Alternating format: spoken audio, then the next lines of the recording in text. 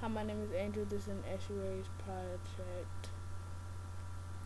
There are many abiotic factors, such as salinity and pH, which is the amount of acid in water, sunshine, which helps make food for consumers by plants, water depth, air and water temperature. There are many biotic factors such as shellfish,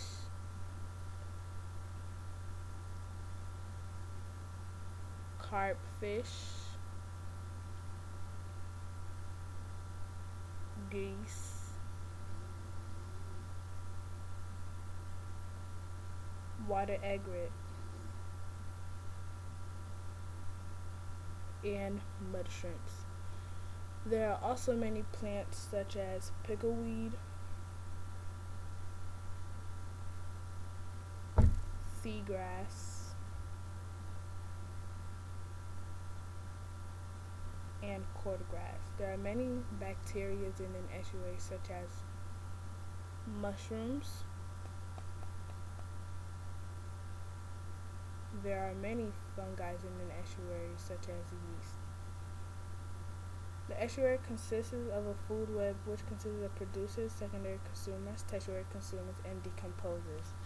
The nitrogen cycle is when animals eat nitrogen from plants to make proteins. Then decomposers break down the organisms and break up the nitrogen into the soil.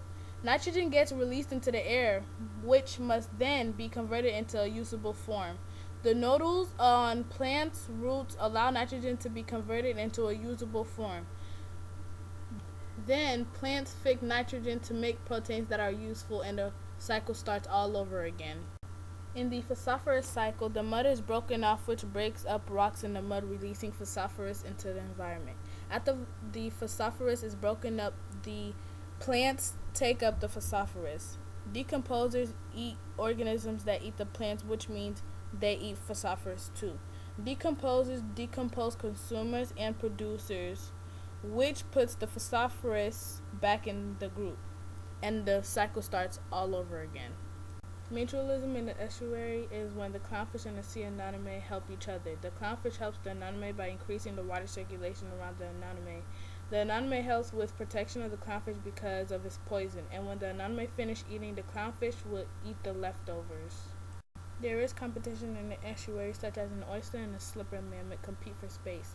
For example, when the oysters begin to die from overfishing, the lammonts start to take over oyster beds and begin to really grow big. Estuaries compare and contrast to other water biomes, such as coral reefs. In this photo, coral reefs have the most diverse species, which is a comparison to estuaries. And in contrast, coral reefs have low temperature, low nutrient, and shallow water depths.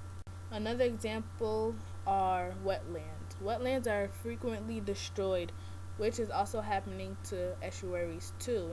In contrast, wetlands have many different zones, and some are freshwater systems.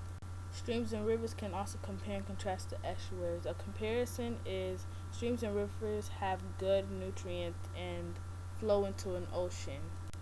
But in contrast, temperature changes as you go down and very little light is visible.